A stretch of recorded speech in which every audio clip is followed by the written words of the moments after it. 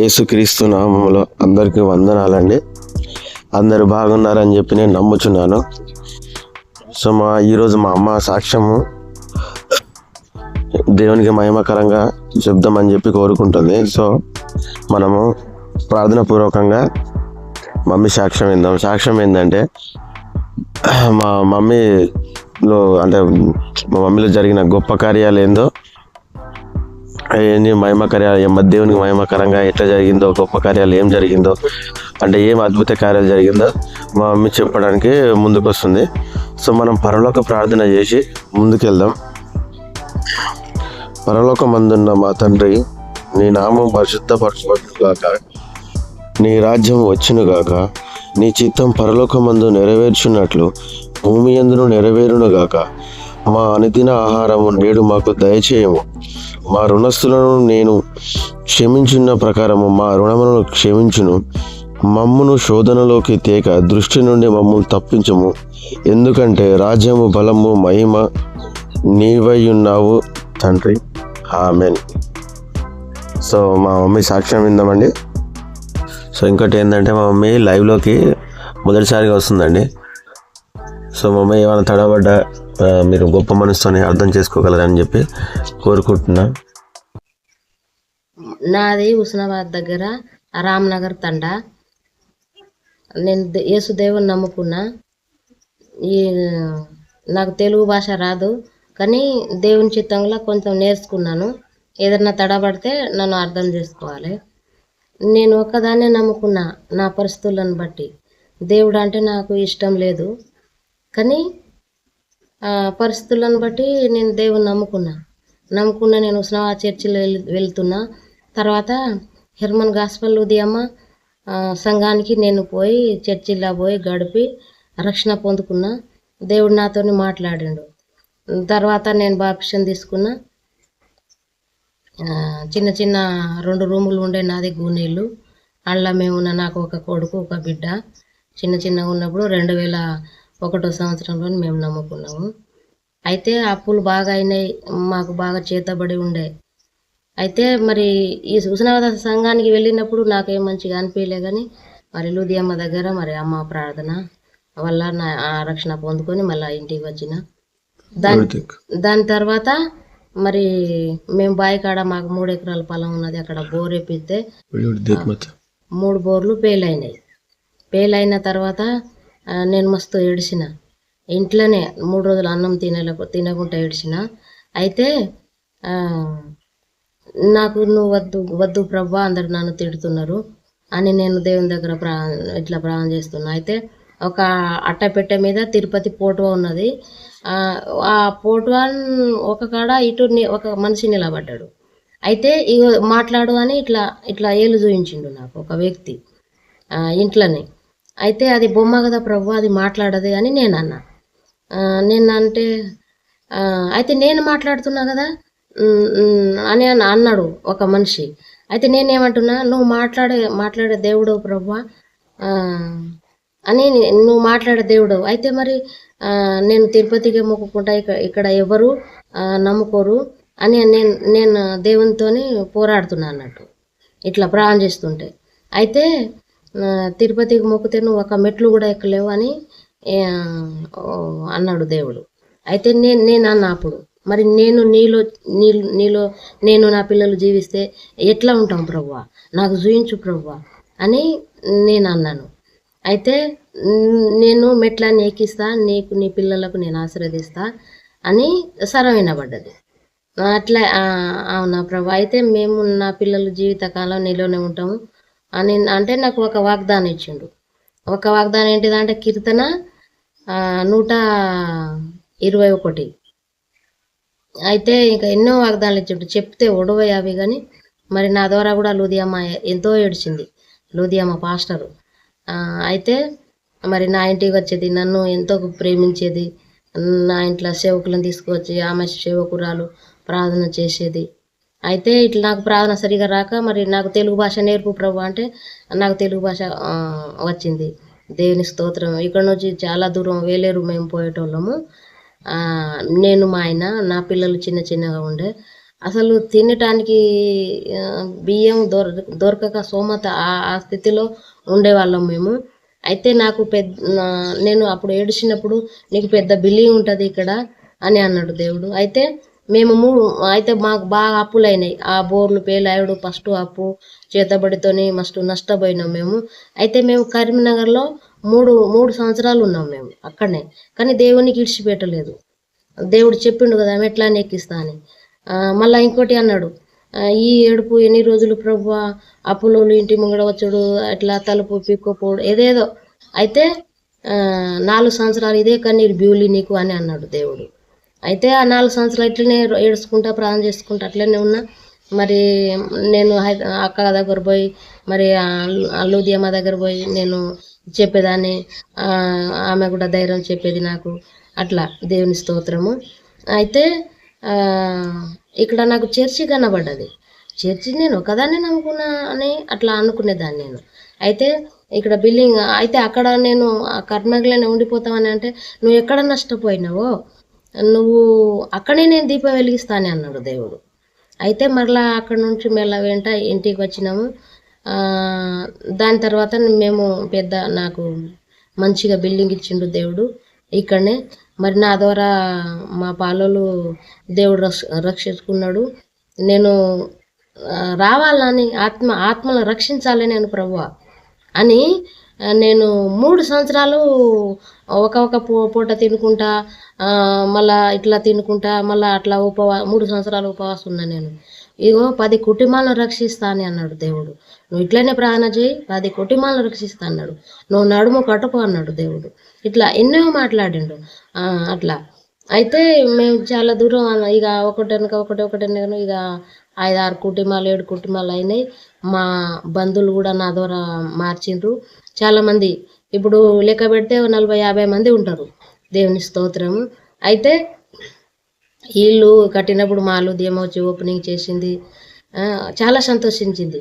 ఏ స్థితి నుండి ఏ స్థితికి తీసుకువచ్చిండు నా యొక్క విశ్వాసి బిడ్డనని నా తల్లి చాలా సంతోషించింది. దేవుని స్తోత్రం. అయితే ఇక చాలామంది అయిపోయినాము. అయితే ఇక్కడ రేకుల షెడ్డు కూడా మాకు చర్చి కట్టించింది లూదియమ్మ. ఈ చర్చిలో మేము సంతోషంగా ప్రార్థన చేస్తున్నాము. మా అప్పుల నాకైతే ఎంతో కష్టంలో ఉన్నప్పుడు మరి దేవుడు నాకు అన్నాడు, ఈ అప్పు తీరాలంటే నీ భర్తకు నువ్వు ఆటో కొని అన్నాడు. నా భర్త సైకిల్ కూడా తొక్కరాదు, నేను ఆటో ఏం ఎవరు నేర్పిస్తారు నాకు అని అన్నాడు. దేవునికి స్తోత్రము. అయితే నేను ప్రార్థన చేస్తే ఒక పలాని వ్యక్తి ఆటో నేర్పిస్తాడు నీ భర్తకు అని అంటే, నేను అట్లా దేవుడు చెప్తాడు అని నేను చెప్తే ఆ వ్యక్తి మా ఆయనకు ఆటో నేర్పించిండు. ఆయన ఆటోతోనే ఈయన నేర్పించిన ఆయన బ్రేకులు అన్నీ ఇరగొట్టిండు. అయినా ఏమనలే పాపము. దేవుని స్తోత్రము. ఇట్లనే ఇక ఆటో తీసుకున్నాం మేము. ఆటో ద్వారా 4 సంవత్సరాలు నడిపించినాం. తర్వాత టాటా ఏసి లూదియమ్మ తీసుకోమన్నది. లూదియమ్మ అంటే మా పాస్టర్ అమ్మ. అయితే మళ్ళా 12 సంవత్సరాలు టాటా ఏసి నడిపించినాం. మళ్ళీ చిన్న ఆటోయే తీసుకున్నాం. ఇప్పుడు ఎట్లా ఉన్నామంటే ఒక గిన్నెల పాలు ఎట్లా పొంగుతాయో అట్లా నాకు ఈ రీతిగా ఉంచిండు దేవుడు. దేవునికి స్తోత్రము. ఇప్పుడు మా కొడుకుకు మా బిడ్డకు చిన్న చదువులకు లేదు ప్రభువా, వాళ్ళకు ప్రైవేట్గా చదివించాలి. నేను నా కొడుకుని ఇంగ్లీష్ మీడియం చదివించాలి ఎంతో ఆశ ఉండే. అయితే ఆ చదువు కూడా నా కొడుకు బీటెక్ అయిపోయాడు. ఇప్పుడు ఈ స్థితిలో ఉన్నామంటే అది దేవుని చిత్తమే. దేవుడు గొప్ప దేవుడు. నన్ను చూసి నాకు ఇట్లా దేవుల్లో ఈమె నమ్ముకున్నది అన్నట్టుగా ఒకటి ఇట్లా వచ్చింది అన్నట్టు. ఎందుకంటే దేవుడు గొప్ప దేవుడు. చాలామంది ఏం దేవుడు, ఈ దేవుడు, ఆ దేవుడు అని ఇట్లా హేళన చేస్తారు. కానీ ఇక్కడ నాకు కూడా హేళన చేసిండ్రు. హేళన చేసిన వాళ్ళకు కూడా కొంత దేవుడు రక్షించిండు. దేవుని స్తోత్రము. నేను ఎందుకు చెప్తున్నాను ఈ సాక్ష్యం అంటే, నా సాక్ష్యం ద్వారా అట్లా గొప్ప దేవుడు అవునా అన్నట్టుగా ఉంటుందని నేను సాక్ష్యం చెప్తున్నా. నేను ఎందుకు ఇంకా మళ్ళా 3 బోర్లు ఫెయిల్ అయినాయి కదా. అయితే ఈ 20 గుంటలు నేను భూమి అమ్ముతామని అప్పుడు బోర్ పేలే అని నేను చెప్పినా కదా. అయితే పక్క సైడ్ అప్పు బాగా అయినాము, భూమి అమ్ముతాము అని నేను అనుకున్నా. భూమి అమ్ముతాం ఈ బీద స్థితిలో ఇంకా ఎన్ని రోజులు ప్రభు, భూమి మొత్తం అమ్మి మేము హైదరాబాద్లోనే ఎక్కడన్నా ఏదన్నా పని చేసుకుంటూ ఉంటాము అని నేను అనుకుంటే ఆ 3 ఎకరాల ఆ భూమి నా భూమి, నేను 1 గుంట కూడా అమ్మిని అని సరం వినబడ్డది. అయితే 20 గుంటలు అమ్మితే కొన్ని అప్పు తీరుతుంది ప్రభు అంటే, ఆ 20 గుంటలు ఆ సైడ్లోనే బోర్ పడతాయి నువ్వు ఎప్పుడన్నా వేస్తే అని అన్నాడు. అయితే కొన్ని సంవత్సరాల తర్వాత అక్కడ బోర్ వేస్తే బోర్ పడ్డది. దేవుని స్తోత్రము. ఆ బోర్తో మేము పంట పండిస్తున్నాము. ఆ బీద స్థితి నుండి మాకు విడిపించిండు దేవుడు. మేము కర్నూలులో 3 సంవత్సరాలు ఉన్నాము. అక్కడ నుంచి మళ్ళీ మా రామనగర్ తండాకి తీసుకువచ్చిండు దేవుడు. దేవుని స్తోత్రము. నువ్వు మేము కర్నూలులో ఉంటాము ప్రభు అని అంటే, నువ్వు నమ్ముకుంటే సరిపోతుందా, నీ పాలోళ్ళు నశించబోతున్నారని అన్నాడు దేవుడు.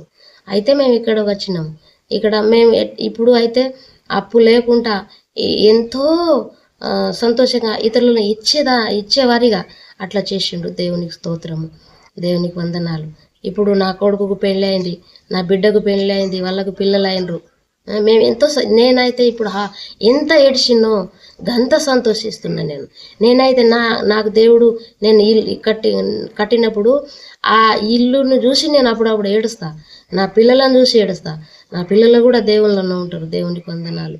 ఇప్పుడు మేమంతా ఫ్యామిలీ మా పాలలు అందరం కలుసుకొని మేము చర్చిలో మంచిగా హ్యాపీగా ఉంటాం. సేవకులు వస్తాడు, వాక్యాలు చెప్తాడు, పాటలు కూడా నేను పాడతా. దేవునికి వందనాలు. తెలుగులో పాడతా, మా లంబాడి భాషలో పాడతా. నా గురించి మీరు ప్రార్థన చేయండి. ఈ సాక్ష్యం నాది. ఇంకా చెప్పాలంటే అవి ఒడవై ఎన్నో మేలులు చేసిండు. మా ఆయనకు ఆటో తీసుకోమని అంటున్నావు ప్రభు, అందరు యాక్సిడెంట్లు అయి చనిపోతున్నారు అని అంటే, నేనున్నా కదా అని సరం వినబడ్డది. దేవుని స్తోత్రం. ఇలాంటి ఎన్నో వాగ్దానాలు ఇచ్చిండు, ఎన్నో మేలులు చేసిండు. నేను దేవుళ్ళ ఎప్పుడన్నా తొలగిపోయినాను కావచ్చు, ఎప్పుడైనా దేవునికి బాధ పెట్టినా కావచ్చు, నేను ఎప్పుడైనా సేవకులను బాధ పెట్టినా కావచ్చు, కానీ నాకు కొంచెం జ్ఞానం ఇచ్చి మళ్ళీ అందరికీ సదురుకునేటట్టుగా ఇట్లా మళ్ళీ అందరికీ సంతోషించేటట్టుగా ఇట్లా మళ్ళా కలిసిపోయేటట్టుగా అలాంటి నాకు దేవుడు జ్ఞానం ఇచ్చిండు. దేవునికి వందనాలు. మీరు కూడా చేతబడితోని ఉన్నవాళ్ళు, ఏదైనా రోగంతో ఉన్నవాళ్ళు, ఏదైనా ఇట్లా మనశ్శాంతి లేకుండా ఉన్నవాళ్ళు కూడా దేవుని నమ్ముకుంటే దేవుడు మనశ్శాంతినిస్తాడు. నాకు మనశ్శాంతి లేదు దేవుని నమ్ముకోక ముందు. నా పిల్లలకు బడికి ఇంట్లో బియ్యానికి తినాలంటే తిండి లేదు. మా తల్లిదండ్రులు కొంచెం వాళ్ళ ద్వారానే నేను కొంచెం వాళ్ళు ఇస్తేనే నేను తినేదాన్ని అట్లా. కానీ ఇప్పుడు నా దగ్గరనే వచ్చి సహాయం ఆడుకునేటట్టుగా నన్ను దేవుడు చేసిండు. దేవునికి వందనాలు. సంవత్సరం వాగ్దానం ఆడుకుంటారు మా సంఘంలో, హెర్మన్ గాస్పల్. అయితే సంవత్సరం నాకు 25 రోజులు ఉపవాసం ఉంటే నాకు దేవుడు వాగ్దానం ఇయ్యలే. ఆ సంవత్సరం నా కొడుకుకు చేతబడి వచ్చి ఏదో శోధనో ఏదో వచ్చి జ్వరం వచ్చి కోమాలలో వెళ్ళిపోయాడు. అట్లా ఎన్నో వేలు ఖర్చు అయినాయి. ఆ అప్పు అయినా ఆ సంవత్సరము అట్లా ఆ అప్పును మేము 3 సంవత్సరాలు కష్టపడి తీర్చినాం. అప్పును కూడా తీర్చేసిండు దేవుడు. అప్పుడు కూడా నా కొడుకు కోమాలలో ఉన్నప్పుడు నేను ఒక 20 గుంటలు భూమి అమ్ముతామంటే, భూమి అమ్మవద్దు, నువ్వు ఫలాని బ్యాంకులో ఆ ఫైల్ పెడితే నీకు డబ్బులు వస్తాయి అని అంటే, ఆ ఫైల్ పెడితే ఒక వ్యక్తి ద్వారా నాకు డబ్బులు వచ్చినాయి. ఆ డబ్బులు మేము తీర్చుకున్నాం. నాకు ఈ స్థితిలో నేను ఉన్నానంటే అది దేవుని చిత్తము. దేవునికి వందనాలు. నేను, నా ఫ్యామిలీ, మా పాలి వాళ్ళు అందరూ దేవునిలో ఉన్నారంటే అది దేవుని చిత్తము. మనం ఏం చేయాలంటే నమ్ముకొని మనమే ప్రార్థన చేసుకొని మన పిల్లల గురించి, మన కుటుంబం గురించి ప్రార్థన చేసుకొని, అది కాదు, అది స్వార్థపరులు అవుతారు. నశించిపోయే ఆత్మల విషయంలో మనం ప్రార్థన చేయాలి. దేవుని స్తోత్రము. ఈ సాక్ష్యము నేను ముగిస్తున్నాను. సో మంచిది. దేవునికి వందనాలు ఈ సాక్ష్యాన్ని బట్టి. అయితే ఇంకా ఉంది కానీ మా మమ్మీ కొంచెం మర్చిపోయింది. మొదటిసారిగా లైవ్లో వచ్చింది కాబట్టి కొంచెం మర్చిపోయింది. వెనకది ముందుకేసింది. సో క్షమించాలి. సో మరలా మొత్తం పూర్తిగా గొప్ప సాక్ష్యం చెప్పి మీ ముందుకు వస్తుందని చెప్పి కోరుకుంటూ మనం ప్రార్థన చేస్తాం. మనం ప్రార్థన చేసి గొప్ప సాక్ష్యం దేవునికి అప్పగిద్దాం. నాయన పరిశుద్ధుడా తండ్రి, మమ్మల్ని క్షమించు. చేయకూడని కార్యములు చేసి మిమ్మల్ని బాధ పెడుతున్నాం ప్రభువా. పరిశుద్ధంగా జీవించాలని మేము ఎంత ప్రయత్నిస్తున్నప్పటికీ మాలోని బలహీనతలను, లోపాలను బట్టి పదే పదే పాపంలో పడుతున్నాం ప్రభువా. నిన్ను బాధపరుస్తూ నీ గాయాన్ని రేపుతూ మేము జీవించలేం ప్రభువా. మమ్మల్ని క్షమించు ప్రభువా. మాలోని బలహీనతలను ఎదురించి నిలబడుటకు మాకు సహాయం కావాలి ప్రభువా. నీ రక్తంలో మమ్మల్ని కడిగి శుద్ధీకరించు ప్రభువా. మా హృదయంలో, మా మనసులో నూతన పరచు ప్రభువా. మమ్మల్ని క్షమించి మా హృదయమును, మా మనసును నూతనంగా పరచు ప్రభువా. మా ఆలోచనలను, క్రియలను సరిచేయి ప్రభువా. మమ్మల్ని క్షమించి మా ఆలోచనల క్రియలను సరిచేయి ప్రభు తండ్రి. నీ పరిశుద్ధాత్మ శక్తితో నింపి మమ్మల్ని నడిపించమని ప్రార్థన చేస్తూ ఈ చిన్ని ప్రార్థన నా యేసయ్య పరిశుద్ధ అడుగుతున్నాను తండ్రి. ఆమేన్.